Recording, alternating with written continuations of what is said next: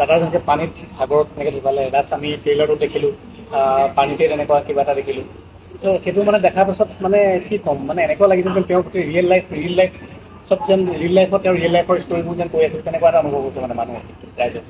নমস্কাৰ, সকলোকে স্বাগতম জনাইছোঁ। আৰু দেখিছে নহয় মোৰ লগত আছে মোৰ ভণ্টি মৌচুমী আলিফা। ইতিমধ্যে তাইক চাগে আপোনালোকে চিনি পাইছেই। জুবিনদাৰ যি শেষৰখন চিনেমা ৰৈ ৰৈ বিনালে তাত মুখ্য নায়িকাৰ চৰিত্ৰত অভিনয় কৰিছে। আৰু আজি মই ফোন কৰিলোঁ বোলো মৌচুমীক লগ হৈ যাওঁ, যিহেতু মই গুৱাহাটীতে আছোঁ, ধুনীয়াকৈ লগ পালোঁ। অৱশ্যে এইটো কোনো ইণ্টাৰভিউ নহয়, জাষ্ট আমি ঘৰুৱাভাৱে কেইটামান কথা পাতি আৰু আপোনালোকলৈ ভিডিঅ'টো আগবঢ়াম বুলি ভাবিলোঁ।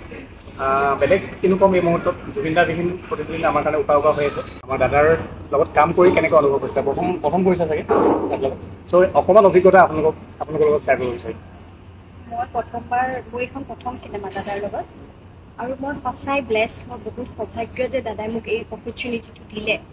এনেকুৱা লাগে যেন ভগৱানে নিজেই মোক কৈছে যে তই মোৰ লগত অভিনয় কৰিব পাৰিবি আৰু চিনেমাখনত মোৰ লগত কৰিব লাগিব, মোৰ সপোনৰ ছবিত ৰৈ ৰৈ বিনালেত মোৰ লগত তই অভিনয় কৰিব লাগিব। বহুত ডাঙৰ এটা কথা। দাদাই এই কথাটো মোক কৈছিলে যেতিয়া মই মনৰে কইনা কৰি আছিলোঁ দাদাৰ লগত এই গানটো। চ' এটা ছাৰপ্ৰাইজ হিচাপে দাদাই কৈছিলে, প্ৰথমে মাক কৈছিলে, তাৰপাছত একেবাৰে শেষৰ দিনাহে মই গম পাইছোঁ যে দাদাই মোক সেই চৰিত্ৰটোৰ বাবে ভাবি থৈছিলে ৰৈ ৰৈ বিনালে। মুখ্য চৰিত্ৰটোৰ নায়িকাৰ মই সঁচাই সেইদিনাখন ভাবিছিলোঁ যে মই সপোন দেখি আছোঁ। যোনে হ'লেও মানে জুবিন গাৰ্গে যেতিয়া ক'ব যে তেওঁৰ সৈতে মুখ্য চৰিত্ৰত অভিনয় কৰিব লাগিব, ডেফিনেটলি সপোন যেনে লাগিব। আৰু মৌচুমী আলিফাই ইতিমধ্যে জুবিনদাৰ লগত আগতেও এটা গান কৰিছে, যিটো গান মনৰে কন্যা, বহুত ছুপাৰ ডুপাৰ হিট গান, সেইটো গান কৰিছে ন? চ' মনৰে কন্যা কৰিছে। আৰু চিনেমা হিচাপে প্ৰথমখন চিনেমা চাগে, আৰু প্ৰথমখন চিনেমাত আকৌ জুবিন গাৰ্গৰ লগত। চ' শ্বুটিঙৰ সময়ত দাদাৰ লগত কেনেকুৱা, এনেই কিবা ভাল লগা মুহূৰ্ত কিবা দাদাক এই মুহূৰ্তৰ ঘূৰি? দাদাৰ লগত বহুত মুহূৰ্ত আছে আৰু বহুত এটা বেলেগ ধৰণৰ এক্সপিৰিয়েঞ্চ, বহুত নতুন কথা শিকিব পাৰিছোঁ।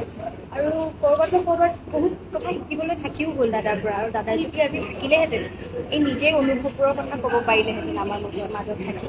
কিন্তু দাদাই যিবোৰ কথা কৈছিলে সেইবোৰ সদায় মনত থাকিব, আৰু চিৰজীৱন সেইবোৰ মই মনত পৰি থাকিম, কাৰণ সেইবোৰ দাদাৰ আশীৰ্বাদ আছিলে। বহুত কষ্ট কৰিছে দাদাই একচুৱেলি ৰৈ ৰৈ বিনালেৰ বাবে।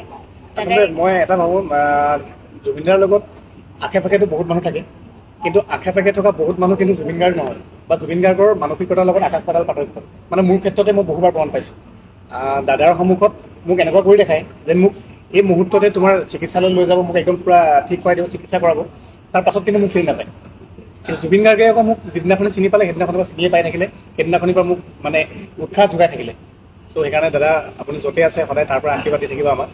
ইট ৰিয়েলি ফিলছ নাইচ যে দাদাই আপোনাৰ বিষয়েও ইমান গভীৰকৈ ভাবিছিলে, আৰু দাদাই চেলেঞ্জ কৰিছিলে যে আপোনাক থিয় কৰাইহে দাদাই শান্তি পাব। আৰু আজি মোক যিটো কথা দিছিলে দাদাই 2021-ত, সেই কথাটো আজি ৰৈ ৰৈ বিনালে দাদাৰ সপোনৰ ছবি, সেইখনত সকলোৱে দেখা পাব দাদাৰ বাবে কেৱল। সেই সপোনবোৰ দুটা আজি মিলিছোঁ আজি এই ভিডিঅ'টোৰ জৰিয়তে, কেৱল দাদাৰ বাবে। আৰু জুবিন গাৰ্গ কেৱল এজনে আছিল আৰু সদায় এজনে থাকে, আৰু কোনো হ'ব নোৱাৰে। আৰু আচলতে কালি যতীন দায়ে কৈ আছিলে মোক যে ৰৈ ৰৈ বিনালেখন জুবিনদাৰ মানে 15 বছৰীয়া এটা পৰিকল্পনা, 15 বছৰৰ পৰা এটা পৰিকল্পনা কৰিছিলে ৰৈ ৰৈ বিনালে। আৰু তেওঁ এখন একদম সপোনৰ ছবি, গতিকে এইখনতো আৰু কথাই নাই কেনেকুৱা হ'ব।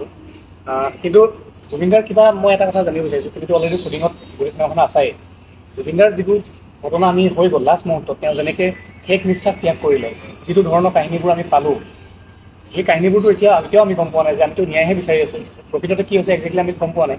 কিন্তু চিনেমাখনৰ জাষ্ট ট্ৰেইলাৰটো আমি চাইছোঁ, চিনেমাখন চাবলৈ এতিয়াও বাকী আছে। ট্ৰেইলাৰটো চাই পেলাই এনেকুৱা লাগিছে যেন তেওঁৰ জীৱনৰ প্ৰতিটো কথা চিনেমাৰ লগত যে কিবা জড়িত থকা যেন লাগিছে, তেনেকুৱা ধৰণৰ কিবা এটা লাগিছে মানে।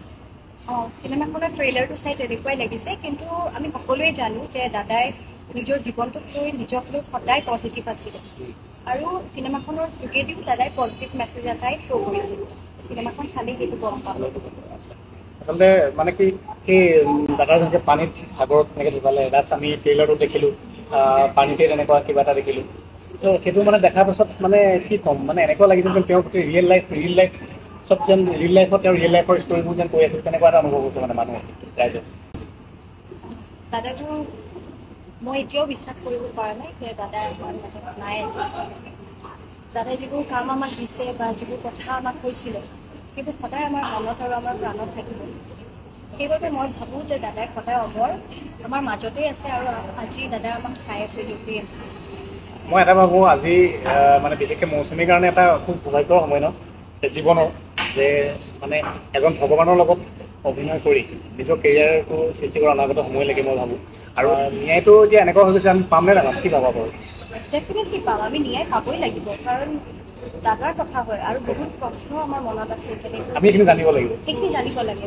সেইটোৱে আচলতে ন্যায়ৰ বাবেতো আমি সদায় দাবী জনাই আছোঁ আৰু দাবী জনাই থাকিম। যেতিয়ালৈকে আমি ন্যায় নাপাওঁ তেতিয়ালৈকে আমি ছ'চিয়েল মিডিয়াত ইতিমধ্যে 3 মিলিয়ন পাৰ হৈ গ'ল।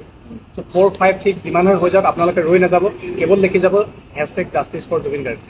বিকজ আমি দাদাৰ কাৰণে এইখিনি কৰিবই লাগিব। তেখেতে অসমখনক যিটো ধৰণে দি থৈ গ'ল সেয়া চাগে আৰু মানে মহাপুৰুষ এটাই ক'ম, দাদাক ভগৱানৰ অৱতাৰ, চবেই এইটোৱে কয়। মানে এতিয়া সোণাপুৰত যিটো পৰিস্থিতি মানে একেলগে ওলাই আহিছে, এটা কিন্তু আচৰিত কথা দেই, মানে তাত মুছলিম মানুহ হওক বা হিন্দু মানুহ হওক, খ্ৰীষ্টিয়ান মানুহ হওক, কোনো কথা নাই। দাদাই নিজেই কৈছিলে মোৰ কোনো জাতি নাই, মোৰ কোনো ধৰ্ম নাই। তাতে মানে সকলো মানুহে ইমান সুন্দৰকৈ তাত মিলা প্ৰীতিৰে থাকে।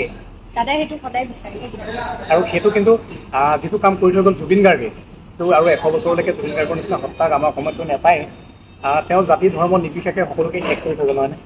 চ' ভিডিঅ'টো মই বেছি দীঘল নকৰোঁ আৰু মৌচুমীলৈ জনাইছোঁ মই জীৱনৰ অনাগত সময়ত উজ্জ্বল ভৱিষ্যত কামনা কৰিছোঁ। সদায় একদম ভালকৈ কাম কৰি যোৱা, যাতে আমি প্ৰাউড ফিল কৰিব পাৰোঁ সদায়। আৰু ধুনীয়াকৈ অকণ বহি লৈ সন্ধিয়া সময়খিনি জীপাল হৈ পৰিল। চ' ভিডিঅ'টো সামৰি দিছোঁ। শেষত মৌচুমী কিবা এটা ক'ব সামৰিছোঁ আৰু ভিডিঅ'টো। বহুত মৰম মোৰ ৰাইজলৈ যে ৰৈ বিনালে দাদাৰ সপোনৰ ছবি বুলি নকওঁ, মই আবেগ বুলি কৈছোঁ।